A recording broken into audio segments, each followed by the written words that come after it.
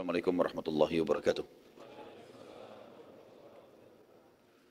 Alhamdulillah, selalu kita mengucapkan kalimat suci ini dalam keadaan senang dan sedih, dalam keadaan lagi lapang dan lagi sempit, dalam keadaan sehat ataupun sakit.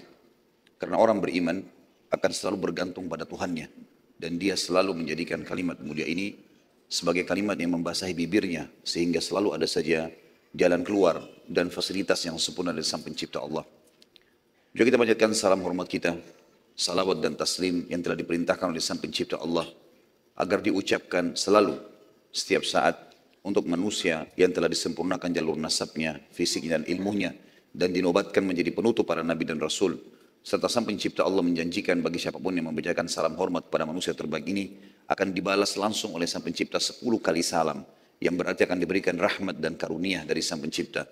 Maka sangat wajar kalau kita selalu mengucapkan salawat dan taslim kepada Nabi besar Muhammad sallallahu alaihi wasallam. Pada pertemuan kita yang sebelumnya sudah panjang lebar kita menjelaskan peperangan yang sangat mulia, perang Khandaq, dan juga beberapa kejadian-kejadian dari mukjizat baginda Nabi sallallahu alaihi wasallam, sampai kita mengambil waktu kurang lebih 3,5 jam karena menjelaskan dua peperangan sekaligus, perang Khandaq sampai selesai, dan juga perang Bani Quraidah, suku Yahudi yang telah berkhianat, yang akhirnya diperangi oleh Nabi SAW. Dan kita sudah tahu bagaimana Sa'ad bin Mu'adz radhiyallahu anhu menghakimi atau menghukum laki-laki mereka dan juga perempuan dan anak-anak mereka. Tentu teman-teman sekalian, setelah selesai perang Khandaq ini, ada banyak sekali suku-suku Arab tadinya yang ikut partisipasi. Induknya adalah Quraisy, Sulaim, dan Ghatafan. Juga dua suku Yahudi, Kainuqa dan Nadhir. Tetapi ada suku-suku lain juga, suku-suku kecil dari bangsa Arab ini yang ikut. Dan kita lihat setelah bubarnya perang Ahzab, selesainya pasukan Ahzab terbubarkan dengan hikmah Allah, dengan angin topan yang Allah kirim dengan musim dingin. Dan juga masuk Islamnya Naim bin Mas'ud radhiyallahu anhu yang akhirnya memecah belahkan pasukan Ahzab sehingga mereka terkalahkan. Maka Nabi SAW bersabda dengan kalimat mulia, mulai hari ini Quraisy tidak akan pernah memerangi kita lagi, tapi kita yang akan memeranginya. Nabi SAW mengajarkan kepada kita sebuah hukum syariat yang penting sekali, yaitu menghukum orang-orang yang pernah menyerang muslimin. Selain daripada hukum syariat yang sudah kita jelaskan juga pada pertemuan sebelumnya, kalau pengkhianat agama yang membahayakan muslimin, hukumnya dikisas, dipenggal, dibunuh. Ya. Sebagaimana Nabi SAW mendukung pendapat Sa'ad bin Mu'adz pada saat mengeluarkan hukum 700 pasukan perang suku Quraidah dibunuh. Kali ini kita akan bahas insya Allah ke depannya upaya Nabi SAW menghukum suku-suku Arab yang ikut partisipasi dalam perang Ahzab. Satu persatu oleh Nabi SAW diserang untuk menunjukkan kemuliaan Islam. Dan sudah kita titik beratkan juga pertemuan yang sebelumnya, kalau setiap orang muslim bergerak, berusaha, ya, maka pasti Allah SWT akan berkahi. Apalagi dalam membela agama Allah Sang Pencipta. Tidak usah melihat jumlah kita berapa, sesederhana apapun senjata kita, yang jelas Allah akan berikan kemenangan kalau kita ikhlas dalam membela agamanya. Dan itu kita sudah lihat dalam rentetan histori sejarah perang jihad dari zaman Nabi SAW sampai akhir jihad. Kapanpun itu terjadi, mungkin sampai menjelang hari kiamat. Jumlah muslimin umumnya selalu lebih sedikit, senjata lebih sederhana, tapi Allah berikan kemenangan mereka justru karena keimanan mereka. Yang paling pertama, setelah kejadian perang Ahzab yang terjadi pada bulan Syawal, dan itu selesai di akhir bulan Zulhijjah. Maaf, di akhir bulan Zulqa'dah. Karena kan orang Quraisy mengepung Madinah itu 41 atau 43 hari, sekitar 1,5 bulan. Jadi mereka masuk di bulan Syawal, awal Syawal, mereka pergi meninggalkan tempat itu kurang lebih di pertengahan Zulqa'dah. Di awal Zulhijjah, tahun 5 Hijriah, Nabi SAW mulai membentuk ekspedisi-ekspedisi yang akan menyerang orang-orang yang telah mengganggu muslimin dan masuk dalam kelompok Ahzab. Yang pertama adalah Nabi SAW menyuruh kaum muslimin untuk membunuh seorang pimpinan Yahudi dari suku Nadhir selain Huyai bin Akhtab. Huyai bin Akhtab sempat terbunuh. Kita sudah bahas pada pertemuan sebelumnya. Tapi ada satu lagi namanya Salam bin Abi Huqaiq atau julukannya Abu Rafi'. Orang ini termasuk otak bersama dengan sahabatnya Huyai bin Akhtab untuk membentuk pasukan Ahzab sehingga diseranglah Madinah pada saat itu. Maka Huyai bin Akhtab sudah mati, temannya dia. Tinggal dia ini yang harus dibunuh karena dia menjadi otaknya. Dan Abu Rafi' ini punya banyak keburukan.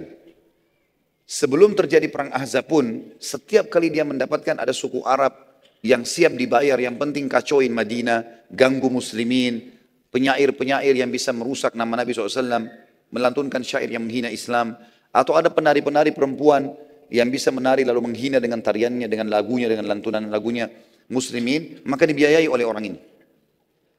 Maka Nabi SAW di bulan Zulhijjah, di awal Zulhijjah, tahun 5 Hijriah, tepatnya di tahun yang sama terjadi perang Khandaq atau perang Ahzab, beliau bersabda kepada para sahabat, siapakah yang bisa menyelesaikan urusannya Abu Rafi'? Salam tadi bin Baik. Maka ada dua riwayat Bukhari menjelaskan kepada kita. Tentu teman-teman sekalian, ada satu juga kepala Yahudi namanya Ka'ab bin Ashraf. Orang ini telah dibunuh oleh orang-orang Aus, suku Aus. Nabi SAW juga pernah suruh bunuh Ka'ab bin Ashraf ini. Dan dibunuh oleh orang-orang Aus. Berhasil. Dan ternyata betul, setelah mati kepala-kepala suku atau pemimpin-pemimpin kelompok-kelompok atau gerombolan yang buruk ini, maka semua bawahannya berhenti untuk menyerang. Tidak lagi menyebarkan masalah untuk muslimin. Karena yang bunuh Ka'ab bin Ashraf dan Nabi SAW puji orang-orang yang membunuhnya dari suku Aus, maka kali ini suku Khazraj. Sudah sering saya ulangi, Ansar terdiri dari dua suku, Aus dan Khazraj. Maka mereka ini setelah Islam dinamakan Ansar. Sebelum Islam mereka selalu bertempur yang satu sama yang lain. Suku Aus berhasil menjalankan perintah Nabi membunuh Ka'ab bin Ashraf, salah satu orang Yahudi yang paling berbahaya juga, yang sangat berbahaya bagi muslimin. Sekarang Khazraj mengatakan, ya Rasulullah, dulu kan Aus yang membunuh Ka'ab bin Ashraf. Sekarang Salam bin Abi Huqaiq, biarkan kami yang bunuh. Abu Rafi' ini izinkan kami. Kata Nabi SAW, baiklah. Maka Nabi SAW mengatakan, siapa yang akan pergi? Berdirilah 5 orang dari suku Khazraj. Yang pertama, dan ini sahabat yang berhasil nanti menjalankan misi adalah Abdullah bin Abi Atiq. Abdullah bin Abi Atiq radhiyallahu anhu. Kemudian datang yang kedua, Mas'ud bin Sinan. Mas'ud bin Sinan. Kemudian Abdullah bin Unais.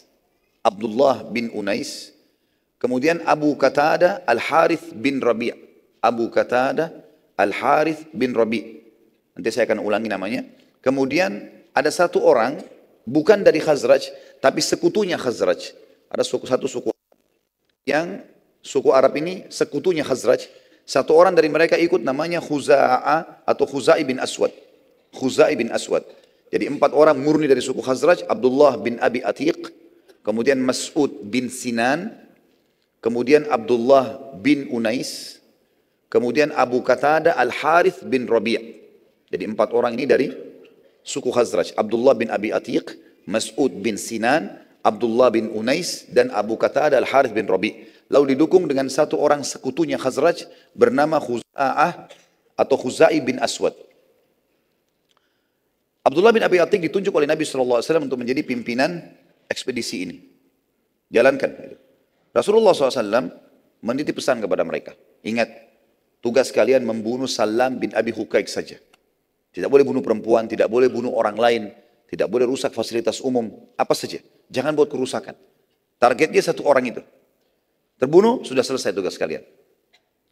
Pada saat itu kebetulan Salam bin Abi Huqaiq, karena dia dari suku Nadhir, dan mereka sudah dikeluarkan oleh Nabi SAW dari Madinah, mereka bertempat di Khaybar. Khaybar sebuah kota yang besar. Bahkan Khaybar pada saat itu lebih besar dari kota Madinah. Banyak sekali di situ orang Yahudi yang tinggal 2 suku dan mereka berkembang biak. Serta juga ya mereka memiliki perkebunan yang sangat besar sebagaimana nanti kita akan lihat dan kita bahas panjang lebar di perang Khaybar. Masuklah pada saat itu ke 5 orang sahabat ini dan mereka memantau pada saat sudah masuk ke dalam benteng, mereka memantau rumah-rumah penduduk. Menunggu sampai rumah penduduk semuanya sudah tertutup di malam hari. Sudah dipadamkan lampu-lampu mereka, kalau zaman sekarang, zaman dulu dipadamkan api-api mereka, sumbu-sumbu api mereka. Kemudian pergilah ke 5 orang sahabat ini mengetuk rumahnya Abu Rafi'. Setelah mengetuk, istrinya membuka. Lalu istrinya bertanya, karena ini Abu Rafi' kepala suku. Biasanya kepala suku atau raja itu, Salam bin Abi Huqaiq ini dia sering membantu orang, royal, dermawan lah, gitu ya, supaya namanya harum di tengah-tengah masyarakat. Maka istrinya mengatakan untuk buka pintu, siapa kalian ini? Kepada 5 orang sahabat ini. Mereka bilang, kami adalah orang-orang kafilah Arab yang sedang membutuhkan bantuan bekal makanan. Maka berkatalah istrinya, Salam, masuklah, temui suami saya. Maksudnya disuruh masuk ke ruang tamu gitu. Maka pada saat mereka masuk ke ruang tamu, sempat salah seorang sahabat bertanya, rumah ini seperti apa? Ditanya kepada istrinya, si Salam. Oh ini kamar saya, ini gini. Dia polos menyampaikan begitu saja. Maka para sahabat tahu di mana kamar tidurnya Salam. Tiba-tiba tanpa pakai menunggu, ada satu orang sahabat menunggu di pintu utama rumah untuk menjaga istrinya Salam supaya tidak keluar, melaporkan kepada orang Yahudi, kemudian yang 4 masuk ke dalam kamar tidurnya. Dan mereka mengatakan di dalam hadis Bukhari, kami demi Allah menemukan kamar Salam sangat gelap dan kami tidak bisa melihatnya kecuali karena memang kulitnya sangat putih. Jadi orangnya sangat putih dan gagah sekali. Saking putihnya sampai kami melihat dia di posisi tempat tidurnya seperti kain putih yang sedang digantung di sebuah tembok yang hitam. Maka tanpa menunggu satu kesempatan pun, sahabat ini rame-rame menusukkan ya, pedang-pedang mereka, menghantamkan mereka, dan Abdullah bin Abi Atik, pimpinan ekspedisi ini, yang menusuk ke dadahnya sampai akhirnya Abdullah bin Salam meninggal dunia, mati. Istrinya sempat menangis, teriak-teriak. Lalu sahabat yang depan pintu hampir melepaskan pedangnya, tapi dia mengingat pesan Nabi SAW tidak boleh bunuh wanita. Maka kelimanya pun akhirnya keluar dari rumah Salam, kemudian melarikan diri pulang ke Madinah dan berhasil melakukan ekspedisi ini. Dalam riwayat Bukhari yang lain diceritakan, Nabi SAW selesai sholat 5 waktu di masjid. Tidak disebutkan tentu sholatnya sholat apa di sini. Yang jelas dari salah satu dari 5 waktu sholat wajib. Nabi SAW berkata, siapa yang akan menyelesaikan urusannya Abu Rafi untukku? Abu Rafi untukku. Abdullah bin Abi Atik mengatakan, ini tentu versi yang berbeda. Tapi sama, kasusnya adalah membunuh Salam bin Abi Huqaim. Kata Abdullah bin Abi Atik, saya Rasulullah, saya akan membunuhnya. Kata Nabi SAW, pergilah dan bawalah beberapa teman-temanmu. Maka pergilah mereka dan berlima tadi orang ini. Pergi. Mereka pergi sampai mereka mendekati benteng Khaybar. Dan tahu ini adalah bentengnya Salam atau Abu Rafi'. Mereka pun menunggu di luar dan mereka menunggu, mendengar, mencari informasi, mendengar di sekitar benteng. Ada suara yang menyebutkan Abu Rafi' sampai mereka mengetahui ini adalah rumahnya Abu Rafi'. Dan dalam riwayat ini dijelaskan agak berbeda. Rumah Abu Rafi' 2 lantai dan Abu Rafi' ada di atas, serta di sebelah kamar dia ada beberapa kamar pengawalnya. Mereka pun mendengarkan suara Abu Rafi'. Maka mereka tahu ini adalah kamarnya. Kata 4 orang sahabatnya Abdullah bin Abi Atik tadi, radhiyallahu anhu ajma'in, bagaimana? Kami mau istirahat dulu, sudah malam.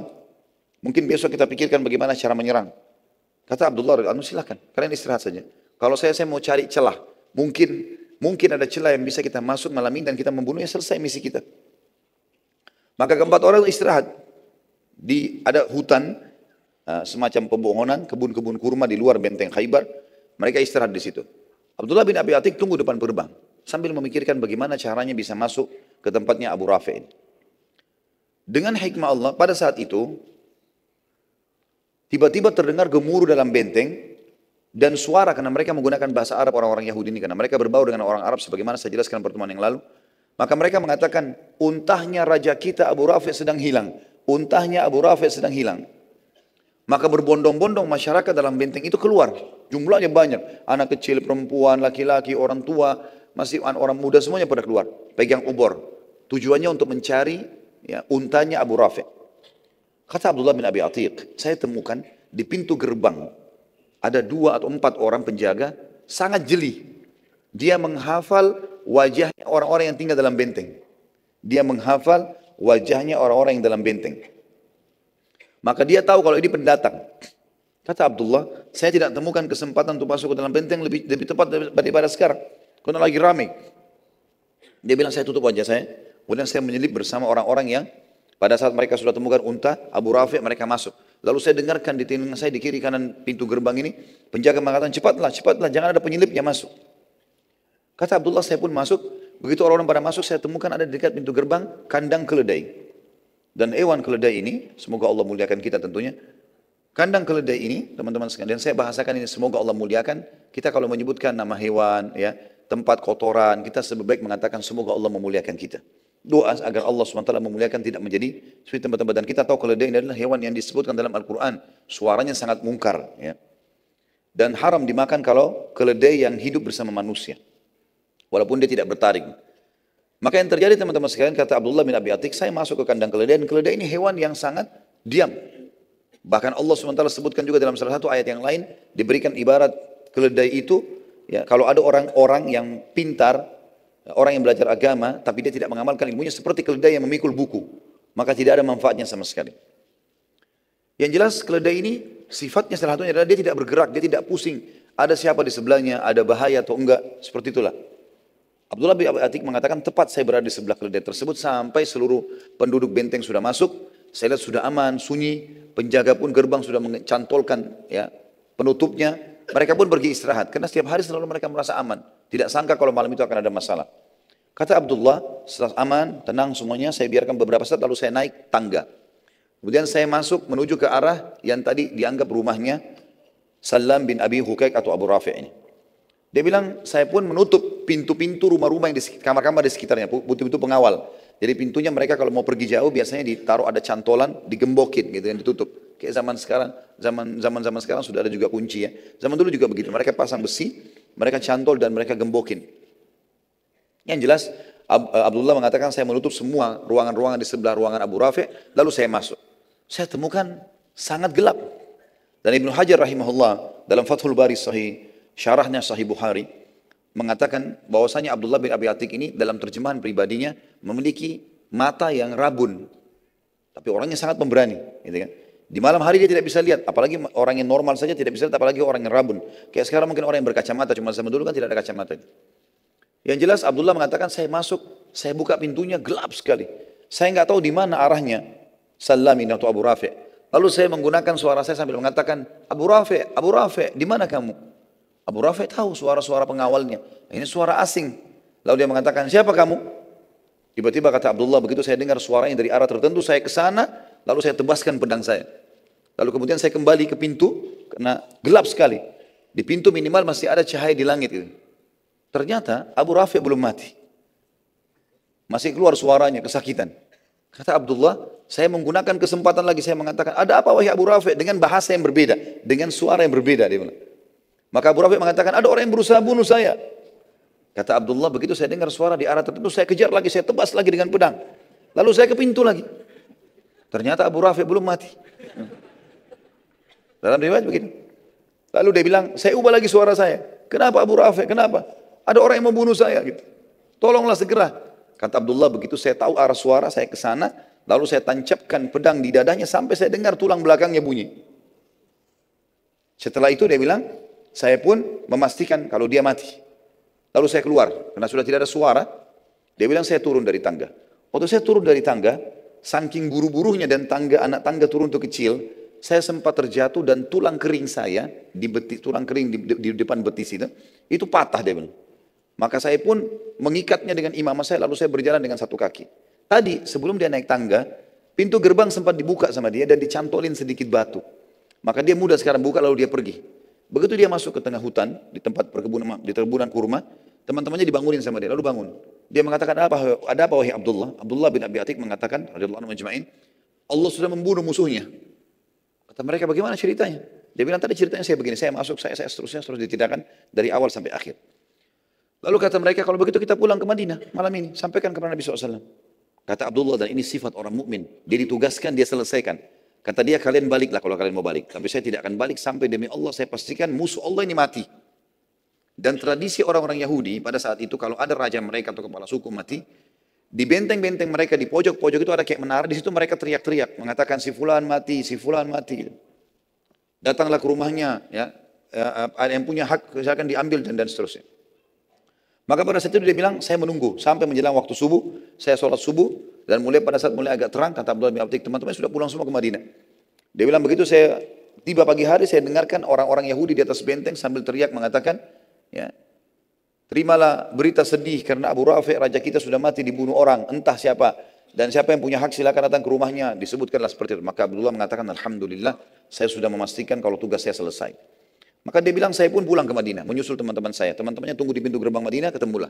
Tentu Khaybar lumayan cukup jauh, butuh waktu lama. Begitu ketemu di pintu gerbang, lalu mereka sama-sama masuk. Pada saat mereka bertemu dengan Nabi SAW menyampaikan berita gembira. Begini ya Rasulullah ceritanya. Maka Nabi SAW mengatakan, Alhamdulillah yang telah membinasakan musuhnya. Gitu kan. Kemudian Abdullah bin Abi Atik mengatakan, tapi ya Rasulullah kaki saya patah. Saya begini ceritanya, jalan di tangga jatuh patah tulang saya. Kata Nabi SAW, luruskan kakimu. Diluruskan, lalu baginda Nabi SAW meludahinya. Mendoakan dan meludahinya, kemudian Abdullah bin Abi Atik mengatakan, tiba-tiba saya bisa loncat seperti kaki saya tidak pernah patah sebelumnya. Tapi ini ingat, ludahnya siapa? Nabi alaihi salatu wassalam. Ya. Ini perlu dikasih bawahi, karena banyak orang jual ludahnya. Ya. La haula wa la quwata illa billah. Ludahin air tiba-tiba dijual. Ya. Maka ini perlu digarisbawahi teman-teman sekalian. Dan ini kisah tentang ekspedisi tadi Abdullah bin Abi Atiq di bulan Zulhijjah tahun 5 Hijriah. Di bulan Muharram tahun 6 Hijriah, tepatnya 1 bulan setelah itu, Nabi SAW mengirim sahabatnya yang bernama Muhammad bin Maslamah radhiyallahu anhu. Dan sebenarnya Nabi SAW sekarang sudah targetnya Mekah ini. Targetnya sekarang sudah Mekah. Tapi sebelum menguasai Mekah dan menyerang Mekah, beliau ingin menyisir wilayah di sekitar situ. Semua nanti wilayah yang akan dilewati oleh Nabi SAW untuk ke Mekah, itu sudah aman. Termasuk sekalian menghukum suku-suku Arab yang ikut-ikutan pada perang Ahzab. Setelah kematian Abu Rafi, Nabi SAW mengutus ekspedisi pertama lagi setelah perang Ahzab, dan juga suku Quraidah yang dipimpin oleh Muhammad bin Maslamah. Dan kekuatannya sebenarnya tidak besar, cuma 30 orang saja. Ekspedisi ini menuju ke wilayah Bani Qirtha. Bani Qirtha di daerah Dariyah atau Dariyah. Ini di wilayah Najd, tepatnya di Bakarat. Ya. Jarak Madinah kurang lebih jarak tempuh 7 malam perjalanan. Pasukan melewati Bani Bakar bin Kilab, jarak perjalanan 10 hari, lalu menyerang mereka. Dan Nabi SAW menyuruh datang sebenarnya di sini. Perjalanan targetnya adalah 7 hari perjalanan, tapi suku ini terbentang sampai perjalanan 3 hari saking besarnya. Namanya Bani Bakar. Bani Bakar ini juga ikut partisipasi di perang Ahzab, juga mengirim bantuan makanan, bantuan unta, mengirim sedikit pasukan bersama orang-orang Quraisy dan Yahudi pada saat itu. Maka Muhammad bin Maslamah berhasil menyerang mereka tanpa mereka sadari, walaupun cuma 30 orang, tapi Muhammad bin Maslamah menyerang selepas sholat subuh, di waktu masih gelap. Dan berhasil pada saat itu menang dan mendapatkan ghanimah, karena suku ini buyar semuanya, melarikan diri bubar. Kemudian mereka mendapatkan 100 ekor unta dan 3.000 ekor domba sebagai ghanimah. Pada saat kembali ke Madinah, Muhammad bin Maslamah bersama pasukannya menemukan seseorang yang mereka tawan karena mereka kira ini bagian daripada suku Bakar. Saat tiba di Madinah, Nabi SAW menyambut dengan berita gembira, ternyata mereka menang, bawa ghanimah. Dan Muhammad bin Maslamah juga menunjukkan kalau ada beberapa tawanan yang kami bawa. Waktu Nabi SAW mengecek tawanan-tawanan, Nabi SAW terkejut karena melihat di tawanan ternyata ada Thumama bin Gusal. Thumama bin Gusal ini teman-teman sekalian adalah orang tadi yang ditemukan oleh Muhammad bin Maslamah di jalanan. Tadinya dikirain dari suku Bakar, ternyata bukan, orang kebetulan lewat. Dia kepala sukunya suku Hanif atau suku Hanifah. Dan ini penguasa wilayah Yamamah. Ini ada kisahnya sendiri. Nabi SAW mengenalnya. Lalu beliau berkata kepada para sahabat, apakah kalian tahu siapa yang kalian tawan ini? Kata para sahabat, tidak wahai utusan Allah. Kami tidak kenal. Kata Nabi SAW, ini adalah Thumamah bin Gusal. Dia kepala suku Hanifah, penguasa wilayah Yamamah. Wilayah Yamamah ini wilayah yang sangat luas di dekat kota Mekah. Di dekat kota Mekah. Nabi SAW bersabda kepada para sahabat, layani dengan baik dan khususkan dia dalam pelayanan serta ikat dia di dekat pintu masuknya masjid. Biar dia lihat orang lalu lalang pada saat sholat. Dia dengarkan juga kalau ada penyampaian tausiah atau penyampaian nasihat dari Nabi SAW, dia bisa dengar. Nabi SAW pada saat itu teman-teman sekalian, setiap kali mau sholat, beliau selalu sempatkan mampir bertemu dengan Thumamah. Lalu berkata, wahai Thumamah, bagaimana keadaanmu dan pendapatmu? Kau sekarang tertawan di wilayah kami. Bagaimana pendapatmu? Seperti juga dikatakan, apa sebenarnya maumu? Kau mau bagaimana sekarang? Kata Thumamah, wahai Muhammad, bila engkau membunuh, maksudnya kau bunuh aku gara-gara tawanan ini, maka engkau membunuh seseorang yang memiliki banyak darah yang siap terkorban untuknya. Maksudnya sukuku besar. Wilayah Mama kamu tahu, pasti mereka akan menyerang Madinah. Bila engkau memaafkan, maka engkau memaafkan seseorang yang sangat tahu bagaimana berterima kasih. Apa yang kau minta saya akan kasih. Bila engkau menginginkan harta, sebutkan saja semaumu. maka engkau akan mendapatkannya. Nabi SAW meninggalkan, tidak ngomong apa-apa, mimpin sholat. Dari pagi sampai malam, besok lagi. Hari keduanya. Jadi subuh, maghrib, isya jadi targetnya Nabi SAW. Didengarkan ayat-ayat Al-Quran, karena dia orang Arab, mengerti. Di hari kedua Nabi SAW lewat lagi. Pada saat mau sholat subuh, mampir lagi. Lalu bertanya, bagaimana keadaanmu hai Thumamah? Bagaimana pendapatmu? Dia ulangi kalimat yang sama.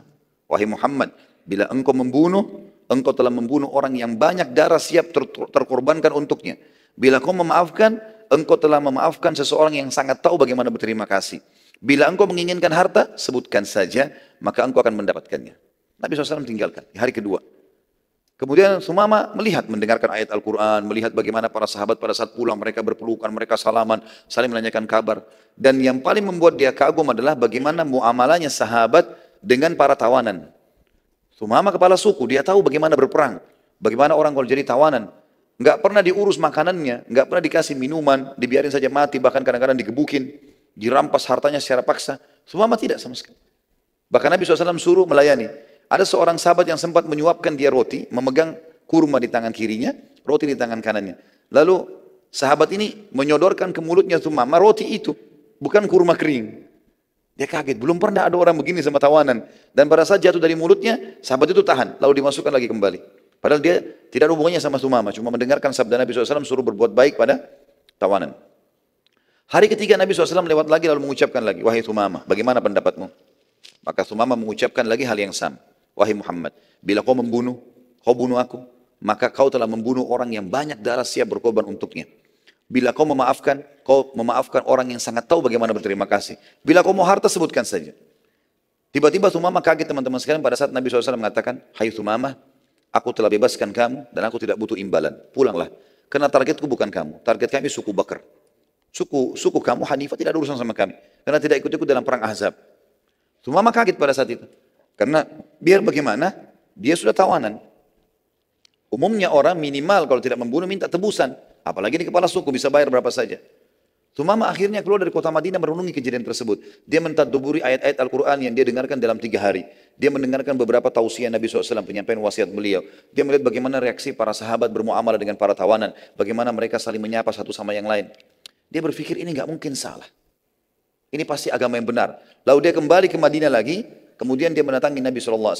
Dia mengatakan, hai Muhammad, bagaimana caranya untuk menganut agamamu? Kata Nabi SAW, ucapkan, asyhadu an la ilaha illallah wa anna Muhammad Rasulullah.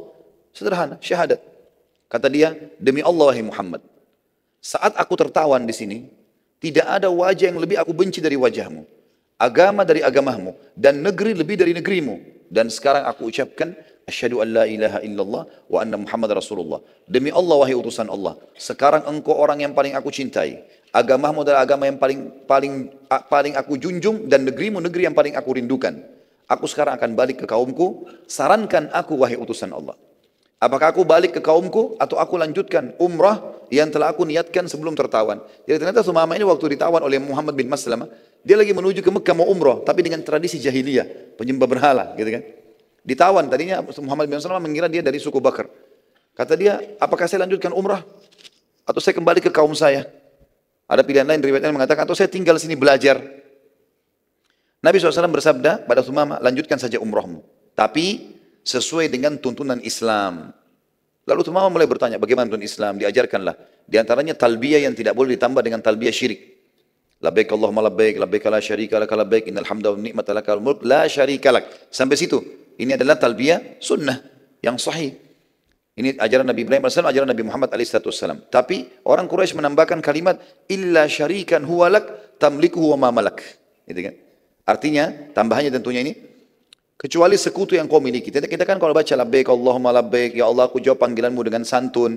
Labbaik la syarika lak labbaik, aku jawab panggilanmu dengan santun. Maksudnya ke umrah dan haji. Yani, tidak ada sekutu bagimu. Innal hamda wan ni'mata laka wal mulk. Segala puji-pujian untukmu, ya, kerajaan untukmu. Semua nikmat milikmu. La syarika lak, tidak ada sekutu bagimu. Orang Quraisy menambah kalimat syirik, illa syarikan huwa lak. Kecuali sekutu yang kau miliki. Tamliku huwa ma malak. Engkau menguasainya dan apa yang dia miliki. Ini kalimat syirik, enggak boleh. Nabi SAW meluruskan itu. Kemudian mengajarkan kepada dia tata cara solat. Kewajiban di waktu sholat, tata caranya, sebagian surah-surah pendek, lalu Thumamah akhirnya mengerti masalah itu. Tsumamah radhiyallahu anhu lalu mempelajari Islam beberapa hari pada saat itu, sholat, terutama 5 rukun Islam lah.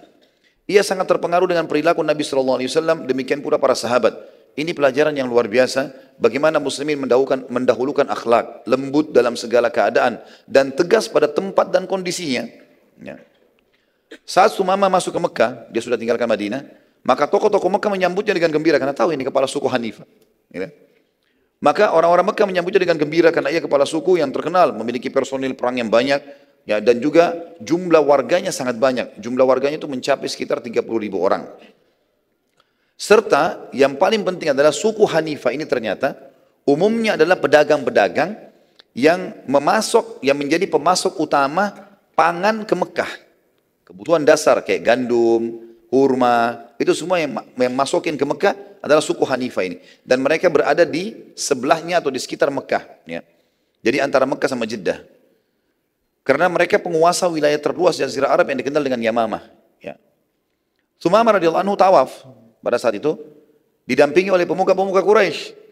Waktu talbiyah, Tsumamah mengucapkan, labbaik Allahumma labbaik, labbaik la syarika laka labbaik, innal hamda wan ni'mata laka wal mulk la syarika lak. Berhenti. Tsumamah diam. Dan orang-orang Quraisy tahu selama 13 tahun muslimin di Mekah, pada saat mereka tawaf, mereka melengkapkan ini. Mereka membaca sampai sini. Dan bedanya antara mereka dengan muslimin karena tidak ada tambahan kalimat terakhir, illa syarikan huwalak tamliku wa malak. Maka orang-orang Quraisy, tokoh-tokoh bertanya, hai Tsumamah, kenapa kau enggak lanjutkan talbiyahmu? Maka Tsumamah ya, pada saat itu menjawab, memang apa tambahannya? Kata mereka, kan kau sudah tahu. Kenapa harus bertanya? Apa kau sudah menganut agamanya Muhammad dan meninggalkan nenek moyangmu juga? Maka kata Tsumamah, iya, saya sudah masuk Islam. Asyhadu an la ilaha illallah wa anna Muhammad Rasulullah. Tiba-tiba pemuka Quraisy marah. Ditawan Tsumamah ini. Ditawan, diikat, tawan. Suku Hanifah mengetahui berita kalau kepala sukunya ditahan nih. Maka mereka pun datang mengunjungi Tsumamah di Mekah. Lalu Tsumamah memerintahkan mereka untuk memboikot asopan pangan semuanya ke Mekah. Maka sukunya pun mengikutinya. Walaupun sebenarnya sukunya dalam keadaan kafir, sama dengan Quraisy. Belum masuk Islam, mereka belum tahu itu. Beberapa hari saja, semua asopan gandum, kurma, segala macam gak ada yang bisa masuk ke Mekah. Karena ditahan. Dan pasukan Bani Hanifah menahan juga suku-suku Arab lain untuk masuk ke Mekah. Dalam hitungan 4-5 hari saja sudah kehabisan pangan mereka. Kehidupan mereka makan roti, tepung, gandum. Ini nggak bisa sama sekali. Maka akhirnya mereka pun datang kepada Tsumamah dan meminta maaf dan janji akan melepaskan Tsumamah. Tapi perhatikan teman-teman sekalian, orang subhanallah yang masuk Islam ikhlas karena Allah. Apa yang dilakukan Tsumamah radhiyallahu anhu dengan keimanannya waktu itu, walaupun baru masuk Islam beberapa hari, dia bilang, saya akan memaafkan kalian, tapi dengan syarat. Kalian harus minta izin kepada Nabi SAW. Hubungi Madinah dulu. Kalau Muhammad, Nabi SAW izinkan saya melepaskan pangan lagi masuk, saya akan lepaskan. Kalau enggak bakalan. Orang-orang Quraisy jadi kaget ini. Gimana sekarang? Terhina sekali. Mereka harus hubungi Madinah untuk supaya ini masuk lagi asopan. Dan luar biasa bagaimana Allah menolong agamanya hanya dengan satu orang ini. Gitu kan. Maka akhirnya terpaksa orang-orang Quraisy mengirim seseorang di sana datang kemudian menyampaikan tentang kejadian Tsumamah bin Gusal. Lalu Nabi SAW tersenyum sambil mengatakan, baiklah, kalau begitu saya lepaskan. Gitu kan. Sebelumnya tentu ada Abu Sufyan yang datang. Jadi orang Quraisy utus Abu Sufyan langsung kepala suku mereka datang ke Madinah. Abu Sufyan datang. Yang tadinya ini pemimpin perang Ahzab nih. Ya. Sekarang dia datang, dia masuk ke Madinah, dia izin baik-baik. Lalu dia mengatakan, aku memohon padamu hai Muhammad, berbuat baiklah pada kaum kerabat dan sukumu. Izinkan suku Hanifah membuka pemboikotan mereka pada Mekah. Akhirnya Nabi SAW mengizinkan dan pada saat itu tersebarlah berita satu jazirah Arab kalau Quraisy ternyata memohon dari Nabi SAW dan muslimin juga kota Madinah agar mendapatkan makanan mereka. Dan ekonomi mereka sekarang berada di tangan kaum muslimin. Berada di tangan kaum muslimin. Insya Allah sebentar kita lanjutkan lagi dengan lanjutannya ada perang suku As-Sa'ad. Allahu a'lam. Subhanakallahumma bihamdika, asyhadu an la ilaha illa anta astaghfiruka wa atubu ilaik. Wassalamualaikum warahmatullahi wabarakatuh.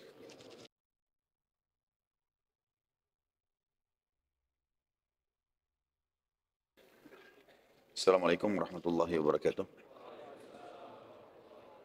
Alhamdulillah wassalatu wassalamu ala Rasulillah. Segala puji bagi Allah Subhanahu wa taala, juga salawat dan taslim kepada Nabi besar Muhammad sallallahu alaihi wasallam. Pada bulan Safar tahun 6 Hijriah, Nabi alaihi salatu wasallam mengutus beberapa sahabat untuk menyerang suku As'ad. Dan suku As'ad ini termasuk salah satu suku yang bergabung di pasukan Ahzab. Dan pimpinan mereka bernama Tuwalayha bin Khuwailid al-Uzdi. Nabi SAW sempat mengutus kepada mereka 40 pasukan kuda dan memilih Uqasha bin Muhsin radhiyallahu anhu agar memerangi mereka. Tentu Uqasha bin Muhsin terkenal dengan keterampilan menunggangi kuda dan pedangnya. Dan dia sering dijadikan oleh Nabi SAW pemimpin dalam peperangan. Dan dialah yang sempat hadis yang masyhur waktu Nabi SAW mengatakan 70 ribu dari umatku masuk surga tanpa hisab. Lalu kemudian Uqasha mengatakan, doakan saya termasuk salah satu 70 ribu itu ya Rasulullah. Kata Nabi SAW, kau termasuk dari 70 ribu itu. Ada sahabat lain yang mengatakan, ya Rasulullah doakan saya juga. Kata Nabi, kau telah didahului oleh Uqasha. Uqasha bin Muhsin radhiyallahu anhu pergi 40 orang. Hal ini Nabi SAW memilih dia karena Uqasha sendiri dari suku As'ad. Ini sukunya dia. Tapi sukunya tidak masuk Islam tentunya.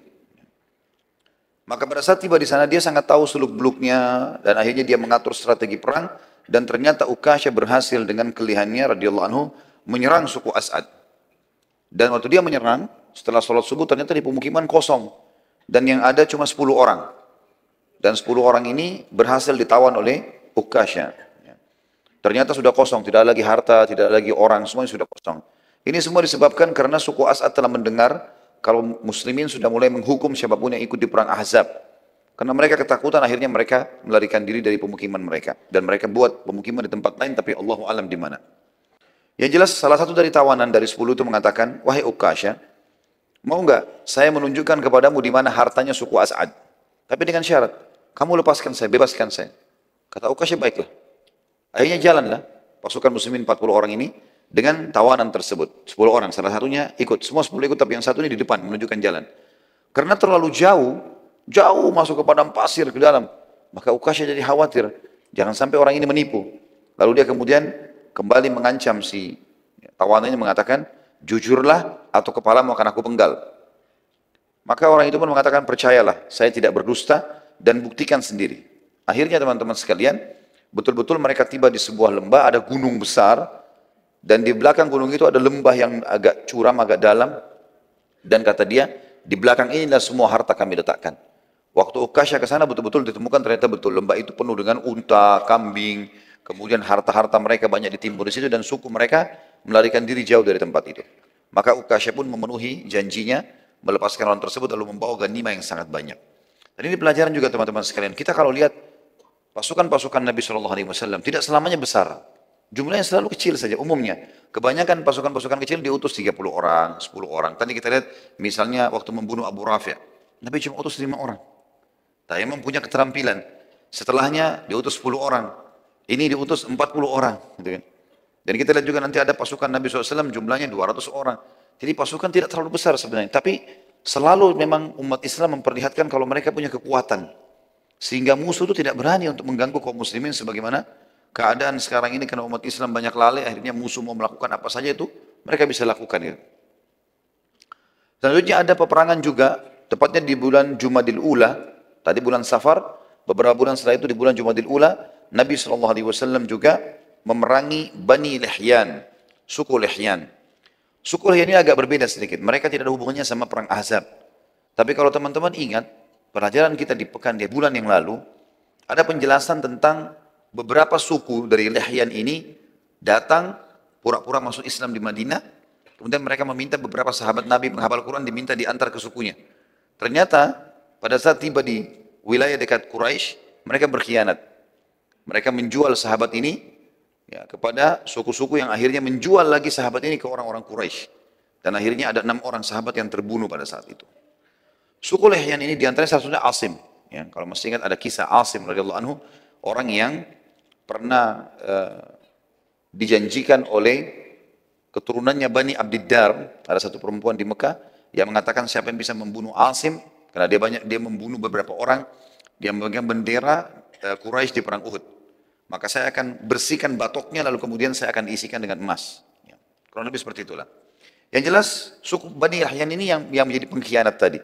Nabi SAW pada saat itu membawa 200 pasukan personil pada saat itu, dan ini dikatakan gazwah. Kalau tadi sebelumnya sariyah. Kalau masih ingat istilah-istilah ini tentu teman-teman sekalian, sariyah adalah pasukan 3 orang sampai kurang lebih 100 atau 200 orang diistilahkan dengan sariyah, dan ini umumnya Nabi SAW tidak ikut. Tapi kalau Nabi SAW ikut walaupun jumlahnya sedikit dinamakan gazwah. Kalau pasukan besar Nabi tidak ikut, lebih dari 1000 orang, 500 orang namanya ma'rakah. Ibnu Qayyim rahimahullah menceritakan, Rasulullah SAW menuju ke Bani Lihyan 6 bulan setelah perang Bani Quraidah. Kurang lebih 6 bulan setelah perang Bani Quraidah. Ya. Kita sudah sebutkan perang Bani Quraidah sebelumnya. Rasulullah SAW hendak menyerang Bani Lihyan dengan membawa 200 personel pasukan dan beliau memimpin sendiri. Makanya dinamakan Ghazwah. Dan wilayah yang beliau tuju, beliau iklankan akan menyerang negeri Syam. Padahal Nabi SAW tidak menginginkan negeri Syam. Ini salah satu strategi perang Nabi SAW. Beliau mengiklankan wilayah tertentu, tapi beliau tidak berbohong. Betul-betul beliau menuju ke wilayah itu. Tapi kemudian beliau dari sana mengatur strategi untuk menyerang musuh yang jadi target.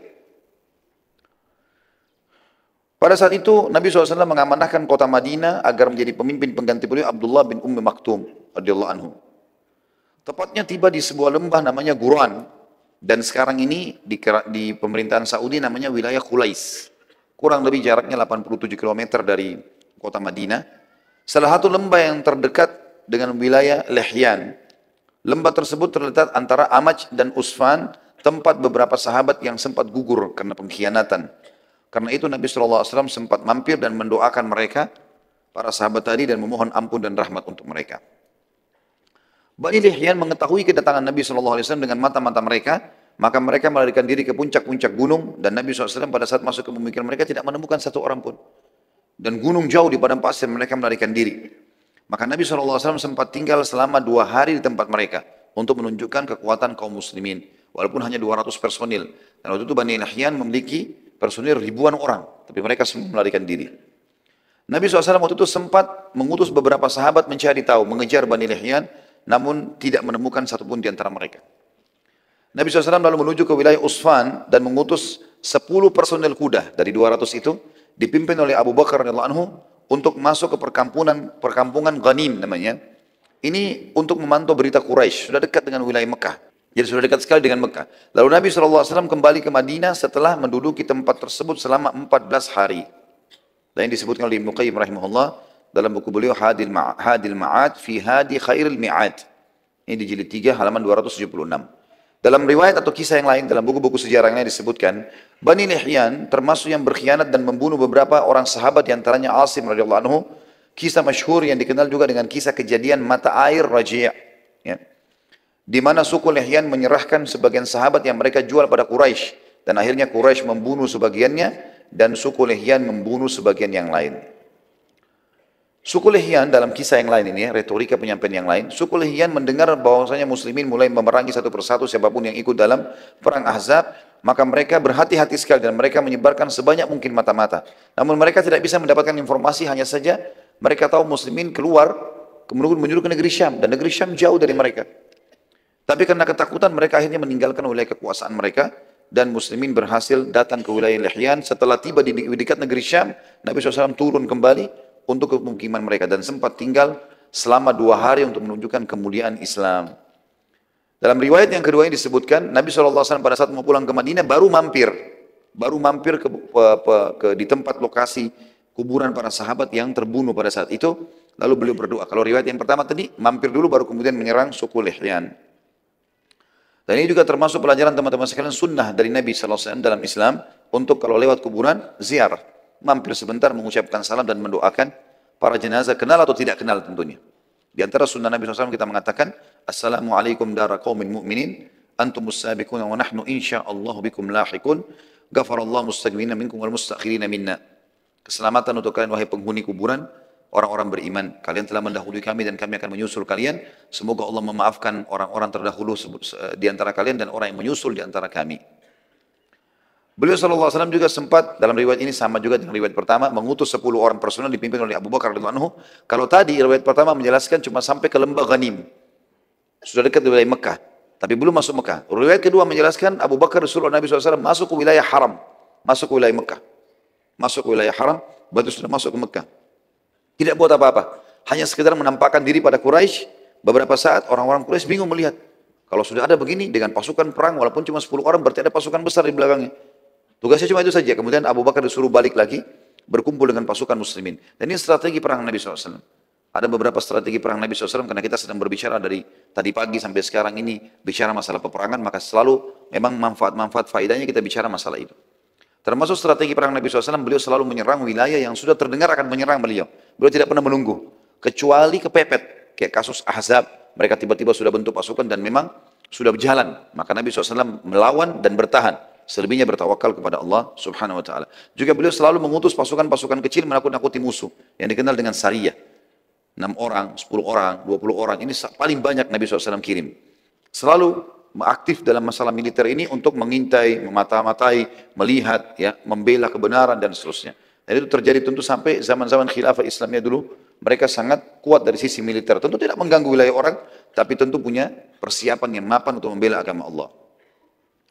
Waktu itu tersebar berita, karena pasukan 10 orang Abu Bakar sempat masuk wilayah haram kemudian pulang, kalau muslimin sudah menyerang Mekah. Dan muslimin yang beberapa waktu lalu sempat dikepung di Ahzab dengan pasukan Ahzab, sekarang malah mereka yang keluar menyerang dan menghukum siapapun yang ikut. Padahal jumlahnya cuma 200 orang personil. Tapi Nabi SAW sini memperbaiki nama baiknya muslimin yang tadinya dikepung 10.000 orang, walaupun dianggap Quraisy kalah karena tidak bisa menembus Madinah, tapi beliau ingin tidak mau orang-orang lain tamak lagi melakukan perbuatan yang sama. Maka beliau mengutus pasukan untuk menghukum suku-suku ini. Dan semuanya rata-rata kalah dengan pasukan muslimin. Pada saat balik ke Madinah, Nabi SAW sempat mampir ke sebuah tempat namanya Rabwah. Rabwah sebuah wilayah, kurang lebih 80 km dari kota Mekah. Dan pada saat itu beliau menghampiri sebuah kuburan yang sangat tua. Dan kata Abu Bakar dan Umar radhiyallahu anhuma, kami melihat Nabi SAW menangis terisak-isak, yang belum pernah kami lihat beliau menangis seperti itu, kecuali pada saat melihat jenazahnya pamannya Hamzah di Uhud. Maka kami pun bertanya, ya Rasulullah, kuburan siapa ini? Lalu Nabi SAW menjawab mengatakan, ini kuburan ibuku, sesungguhnya aku telah meminta kepada Allah agar menziarahi kuburan ibuku dan aku diizinkan, dan aku memohon ampun untuk ibuku dan Allah tidak mengizinkannya. Selanjutnya ada juga gazwa yang lain, adalah gazwa Dzikird. Perang ini teman-teman sekalian tertuju untuk menyerang suku Ghatafan. Ghatafan kalau masih ingat, kalau teman-teman yang ikut tadi bahasan kita di pagi, perang Khandak atau perang Ahzab, ada beberapa induk-induk suku yang memang paling besar personilnya. Di antaranya Ghatafan, ada Quraisy 4.000, Ghatafan 4.000, dan ada 10.000 personil, berarti ada 2.000 lagi sisanya dari suku-suku Arab kecil-kecil dan orang-orang Yahudi, Qainuqa dan Nadhir. Nabi SAW waktu itu mengingatkan muslimin tentang pemimpin Ghatafan yang bernama Uyainah bin Muhsin. Uyainah bin Muhsin sempat waktu perang Khandak kemarin, ya, yang kemarin beberapa bulan lalu terjadi di Madinah, kan Nabi sempat negosiasi sama Uyainah. Kalau masih ingat tadi pagi kan saya jelaskan, maka pernah negosiasi, pulang saja kamu, jangan ikut perang-perang sama Ahzab, kami akan kasih kamu 1/4 hasil Madinah. Enggak mau dia, dalam setahun kamu ambil 1/4 hasil Madinah, enggak mau. Negosiasi sampai setengah. Tapi karena waktu sudah setuju dengan setengah, Nabi SAW serahkan kepada Sa'ad bin Mu'ad dan Sa'ad bin Ubadah radhiyallahu anhuma, dua pimpinan Madinah, Ansar. Kalau mereka setuju, kalau kalian setuju silahkan berikan. Tapi ternyata keduanya menolak dan menanyakan, ya Rasulullah, apakah ini wahyu atau hanya keinginan anda pribadi atau strategi perang? Kata Nabi SAW, tentunya ini bukan wahyu. Ini juga bukan keinginan saya karena saya tidak mau. Kemudian beliau mengatakan ini hanya strategi perang. Maka Sa'ad bin Ubadah dan Sa'ad bin Mu'adz radhiyallahu anhum mengatakan, ya Rasulullah, demi Allah Ghatafan sebelum kami masuk Islam, jangankan sudah masuk Islam, sebelum masuk Islam, mereka tidak pernah mendapatkan satu butir kurma dari kami, kecuali mereka beli atau kami yang memberi. Gitu kan. Maka demi Allah sekarang kami tidak akan kasih sama sekali. Yang mereka miliki hanya pedang saja. Suku Ghatafan ini teman-teman sekalian memang akan diserang oleh Nabi SAW. Rencananya begitu. Karena mereka termasuk pasukan yang bergabung di Ahzab. Tapi belum saatnya sekarang. Hanya saja terjadi perang atau gazwa Dzikird ini. Karena ini Dzikird nama wilayah ya. Wilayah. Karena rupanya Uyainah bin Muhsin ini yang diberikan julukan Nabi SAW si bodoh yang dipatuhi. Ya, karena dia instruksinya aneh-aneh. Tapi apapun yang dia bilang, 10.000 orang pasukannya siap menyerang, ikut dengan dia. Dia mengutus anaknya yang bernama Khuzarah. Khuzarah ini disuruh serang Madinah. Tapi dia bawa pasukan kecil. Dia cuma bawa pasukan 200-300 orang. Gitu kan. Pada saat dia tiba di Madinah, muslimin lagi lalai, maksudnya tidak ada yang tahu kalau akan ada penyerangan. Dan memang dia juga tidak berani untuk masuk ke dalam Madinah. Dia lihat di pinggir kota Madinah, ada kebun-kebun kurma, rupanya situ ada petani sahabat, sama istrinya lagi di kebun kurma, lagi istirahat mau makan siang. Di sebelahnya ada beberapa ekor unta yang lagi diternak di kandang. Salah satunya adalah kuda dan unta Nabi SAW. Tiba-tiba Khuzarah nyerang, dibunuh si petani muslim itu, lalu istrinya diambil. Kemudian unta dan kuda tadi, ada 2-3 ekor unta dibawa. Itu unta dan kuda Nabi SAW. Setelah itu dia punya melarikan diri, Khuzarah melarikan diri. Ada beberapa petani di sebelah kebun itu lihat kejadian. Khuzarah sudah melarikan diri, tidak berani menyerang Madinah walaupun dia punya ratusan pasukan. Lalu kemudian mereka mengatakan, wahai muslimin, terjadi penyerangan, muslimin jadi penyerangan. Mereka berusaha lari masuk ke dalam gerbang Madinah untuk menyampaikan kepada baginda Nabi SAW. Di tengah jalan mereka ketemu dengan seorang sahabat yang mulia namanya Salamah bin Aqwa. Ini Salamah bin Aqwa, teman-teman sekalian, sahabat yang terkenal juara lari. Luar biasa kalau dia lari. Sampai dalam buku-buku sejarah dikatakan dia kalau lari bisa mengalahkan kuda. Jadi sahabat yang luar biasa. Dan sahabat ini terkenal sekali dengan keberaniannya. Ada beberapa kelebihan disebutkan ya. Beraninya luar biasa. Sebanyak apapun musuh dilawan walaupun dia sendiri. Yang kedua keterampilan duel. Kalau gulat, berdua, main pedang, ahli. Kemudian juga dia paling hebat kalau berkelahi itu dalam jalan kaki, tidak menggunakan kendaraan. Dan dia terkenal dengan kecepatan larinya. Waktu beberapa petani masuk pintu gerbang Madinah, Salamah bin Aqwa lagi lewat. Mereka mengatakan, muslimin, pengkhianatan, suku Ghatafan datang menyerang. Kata Salamah, di mana mereka? Salamah bin Aqwa. Kata petani, sudah lari. Mereka membunuh satu orang, petani dan satu istrinya dibawa lari dan mengambil unta dan kuda Nabi SAW. Maka kata Salamah, baiklah, sampaikan ke Nabi SAW dan aku akan menyusul mereka dengan 2 kakiku ini. Dan betul-betul dalam kisah ini dikatakan Salamah bin Aqwa lari dengan sangat cepat. Padahal pasukannya Khuzarah pakai kuda. Dan berhasil ditemukan. Dia berhasil menemukan pasukan yang 200 orang itu. Salamah bin Aqwa itu kelihatan dari jauh. Salamah duduk sebentar, dilempar anak panah, mengganggu mereka. Anak panah ini jaraknya jauh, bisa 100 meter, 200 meter bisa jangkau kalau orang yang mahir gitu kan. Maka yang terjadi, Khuzarah berhenti. Dia cuma 1 orang. Disuruh serang.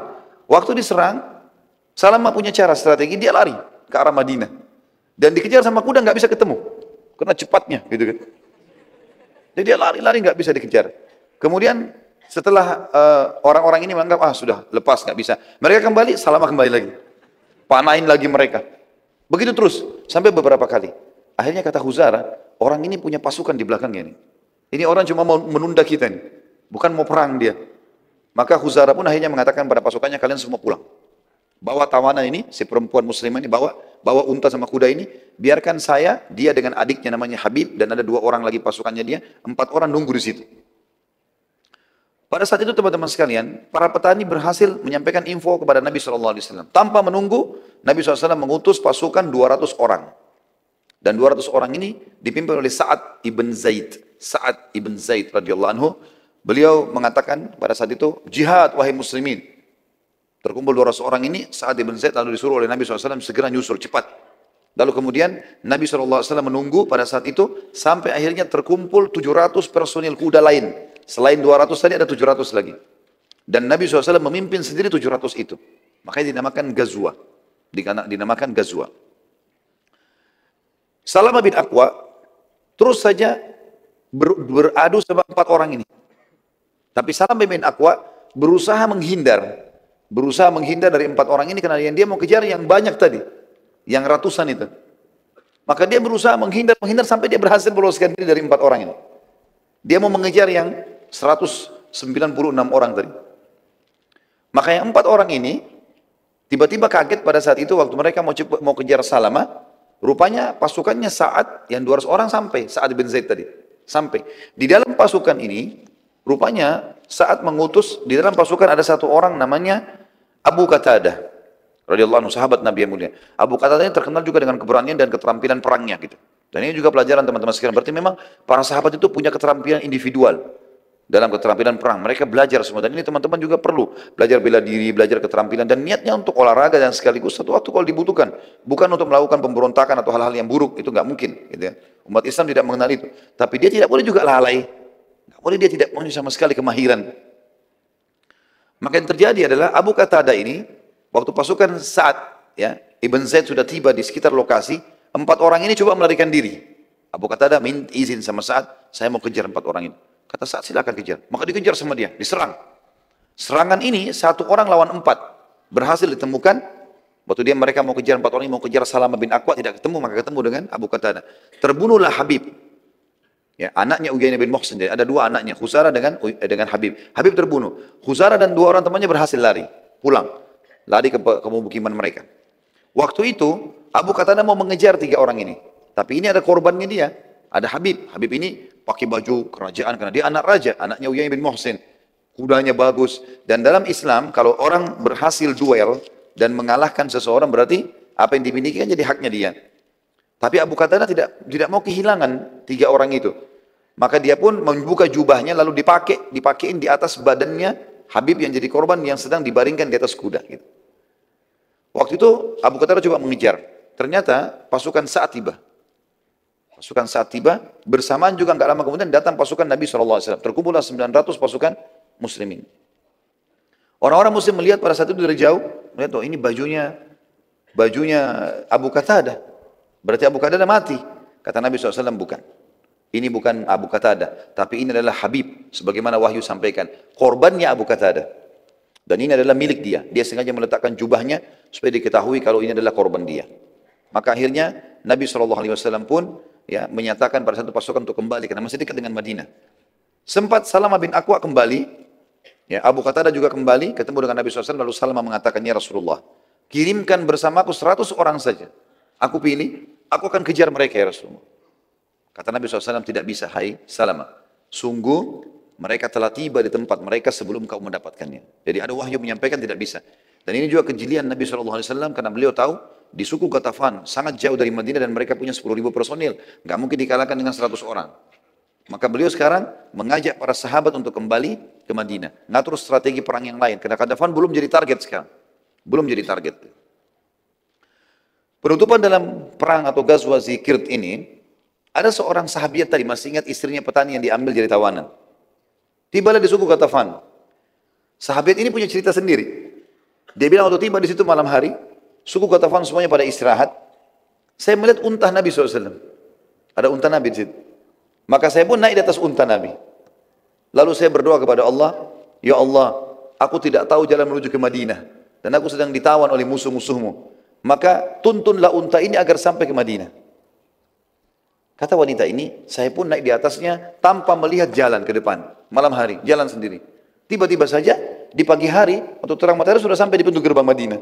Gitu. Dengan kuasa Allah, Allah selamatkan dia. Maka setelah sampai ke Madinah, dia mengatakan, bila Allah, waktu sebelum sampai di Madinah lagi perjalanan, dia mengatakan, bila Allah menyelamatkanku, maka aku akan menyembelih unta ini untuk Allah. Sampai di Madinah, perempuan ini sampai langsung masjid Nabi SAW dan menyampaikan, ya Rasulullah, begini kejadiannya. Dan Alhamdulillah Allah selamatkan saya. Tapi saya punya nazar ya Rasulullah. Kalau saya selamat, saya mau sembelih unta ini. Kata Nabi SAW, sungguh buruk balasanmu untuk unta ini. Dengan izin Allah dia telah menyelamatkanmu. Lalu engkau menyembelihnya. Dari sisi lain, bagaimana bisa engkau menazarkan sesuatu sementara engkau tidak memilikinya? Ini untaku, ini bukan unta kamu. Bagaimana kau nazar mau sembelih? Gitu kan? Akhirnya dari sini juga keluar sebuah hukum syar'i dalam buku fikih kita, tidak boleh bernazar kepada hal yang bukan dimiliki. Kalau saya sembuh penyakit, saya mau sedekahin buahnya tetangga. Tidak boleh. Bukan punya dia. Bagaimana caranya? Jadi ini hukum syar'i, karena seperti perempuan ini tadi lakukan. Kemudian selanjutnya ada ekspedisi di Khussah, ya. Dipimpin oleh Muhammad bin Maslamah, Dhi Khussah, ya. Menuju ke pemukiman suku Tha'labah. Dan juga suku Tha'labah ini termasuk orang yang partisipasi dalam perang Ahzab. Nabi SAW mengirim pasukan kecil yang dipimpin oleh Muhammad bin Maslamah, jumlahnya mereka 10 orang saja. Untuk mengetahui keadaan suku Tha'labah. Namun ternyata, suku Tha'labah ini teman-teman sekalian telah mempersiapkan diri, dan mereka sudah berjaga-jaga jauh dari wilayah mereka. Karena mereka sudah dengar Nabi SAW sudah menghukum orang-orang yang ikut dalam perang Ahzab. Muhammad bin Maslamah waktu itu radhiyallahu anhu dan teman-temannya, karena cuma 10 orang, tidak menyangka kalau pasukan suku Tha'labah telah siaga. Sehingga mereka masih santai saja karena masih jauh dari wilayah suku Tha'labah. Kurang lebih perjalanan masih 1-2 hari sampai ke sana. Itu suku Sa'labah rupanya sudah kirim mata-matanya ke sana. Dan diletakkan di tempat itu 100 orang dari suku Sa'labah. Maka waktu suku Sa'labah melihat Muhammad bin Maslamah dan mengetahui ini adalah pasukan muslimin walaupun 10 orang, maka tiba-tiba mereka menyerang. Dan semua yang bersama Muhammad bin Maslamah mati, terbunuh 9 orang. Dan Muhammad bin Maslamah sendiri yang sempat selamat. Itu pun Muhammad bin Maslamah radhiyallahu anhu terluka parah. Terluka parah. Dan Muhammad bin Maslamah menceritakan, aku menutup kedua kelopak mataku seakan-akan aku adalah orang yang sudah meninggal dunia. Ya. Kemudian mereka pun berusaha menendang, menusukin dengan pedang, memastikan kalau semua sudah mati. Maka terdengarlah suara mereka mengatakan, mereka sudah mati, lalu mereka meninggalkan. Kata Muhammad bin Maslamah, teman-temanku semua sudah mati, terbunuh, mati syahid kecuali aku yang masih luka parah. Aku terus menutup mataku karena khawatir jangan sampai mereka masih melihat. Karena luka parah, gak bisa melawan. 100 orang gitu.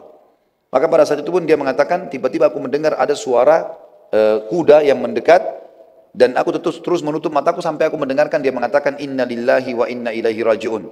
Maka Muhammad bin Maslamah membuka matanya sambil mengatakan, wahai muslim, aku masih hidup maka tolonglah aku. Ternyata dia adalah seorang muslim yang mau datang menuju ke Madinah untuk bertemu dengan Nabi SAW.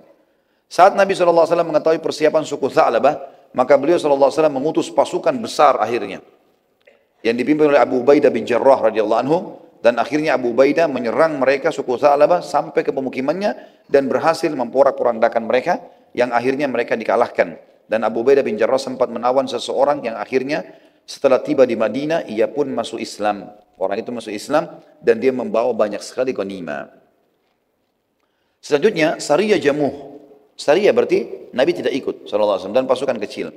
Dikenal dengan Sariyah Jamuh. Nabi SAW mengutus, ya, kurang lebih pada saat itu, awalnya cuma kecil, 70 orang. Setelahnya Nabi SAW membentuk pasukan yang besar. Sekalian dilengkapkan jadi 700 orang. Awalnya kata ulama sejarah menjadi Sariyah dan akhirnya menjadi sebuah pasukan. Dikenal dengan Sariyah Jamuh karena awalnya cuma 70 orang. Dipimpin oleh Zaid bin Harithah radhiyallahu anhu. Zaid bin Harithah adalah mantan anak angkat Nabi SAW, karena sudah tidak ada lagi istilah itu setelah dilarang oleh Allah Subhanahu wa taala untuk menjadi anak angkat Nabi alaihi salatu wassalam. Ia tujuannya untuk menyerang suku Sulaim. Saya sudah jelaskan juga, saya ulangi kembali, suku-suku yang besar bergabung di Ahzab adalah Quraisy, Ghatafan, Sulaim, kemudian Nadhir dan Qainuqa. Nadhir dan Qainuqa suku Yahudi. Tujuannya menyerang suku Sulaim dan yang ikut partisipasi dalam perang Ahzab, dan mereka melarikan diri. Sisa-sisa suku yang terlibat ada di sekitar suku Sulaim juga sekalian diserang oleh Zaid bin Harithah dan berhasil mengalahkan mereka. Pada saat itu Nabi SAW mengikuti keadaan suku-suku Arab yang hidup saling menyerang. Pada saat itu Nabi SAW mengikuti keadaan suku-suku Arab yang hidup saling menyerang dan merebut kekuasaan satu sama yang lain. Setelah itu Nabi SAW mendakwahi mereka. Dan Nabi SAW pada saat mengirim pasukan ini, beliau sekalian menitip pesan kepada Zaid bin Harithah, serang kalau ada suku-suku yang juga ikut, yang kecil-kecil yang ikut, serang semuanya di sekitar situ. Setelah dikalahkan tadi suku Sulaim ini, yang lainnya juga pada dikalahkan. Dan Nabi SAW mengatakan, dan perhatikan, kalau ada suku-suku Arab di situ yang tidak ikut Ahzab, tapi kerja mereka selalu hidup dari peperangan, maka ajak mereka damai, lalu dakwakan Islam kepada mereka. Dan ini Zaid bin Harithah berhasil menjalankan misinya. Kemudian ada Hamlat Ishq. Hamlat Ishq. Ya. Ishq, teman-teman sekalian, sebuah wilayah yang dipenuhi dengan kebun-kebun luas dan padat, dan sangat cocok bagi yang mau menyembunyikan diri. Diistilahkan dengan Ishq. Pasukan yang dipimpin oleh Zaid bin Harithah dengan jumlah 150 personil, tujuannya adalah kafilah dagang Quraisy. Jadi setelah Zaid bin Harithah balik ke Madinah, Nabi SAW utus lagi kembali. Tapi sekali ini bukan lagi dengan 700 orang, tapi dengan 150 orang saja. Tujuannya untuk menahan kafilah Quraisy, ya, yang lewat di wilayah Ishq. Ishq ini ada dari negeri Syam menuju ke Mekah, lewati Madinah, di antara Madinah sama negeri Syam. Sebuah wilayah yang rindang sekali, karena di situ ada lembah. Lembah itu sering menampung air hujan. Jadi kalau ada hujan, sering menampung. Jadi ada mata-mata air, sehingga membuat banyak pohon-pohon tumbuh di situ. Dikenal dengan wilayah Ishq. Pada saat itu teman-teman sekalian, Zaid bin Harithah tujuannya diutus Nabi SAW untuk menahan kafilah Quraisy. Pada saat itu berhasil. Kafilah Quraisy lewat diserang oleh Zaid bin Harithah. Dan berhasil mengambil kafilah tersebut dan menawan seseorang yang bernama Abul As. Siapa Abul As ini? Ini adalah anak mantu Nabi SAW. Suaminya Zainab radhiyallahu anha. Abul As. Jadi waktu Nabi SAW diutus jadi Nabi di Mekah, Anak-anak beliau semua mengikrarkan syahadat, mengikrarkan Islamnya, ya, mengikrarkan kenabian ayahnya. Ya. Maksud saya di sini mengikrarkan kenabian ayahnya. Ya. Maka pada saat itu teman-teman sekalian, satu-satunya kerabat Nabi, maksudnya yang merupakan anak mantu beliau, yang tidak masuk Islam adalah Abul As. Maka Nabi SAW pisahkan dengan Zainab. Dipisahkan. Dan ini sebuah hukum syar'i.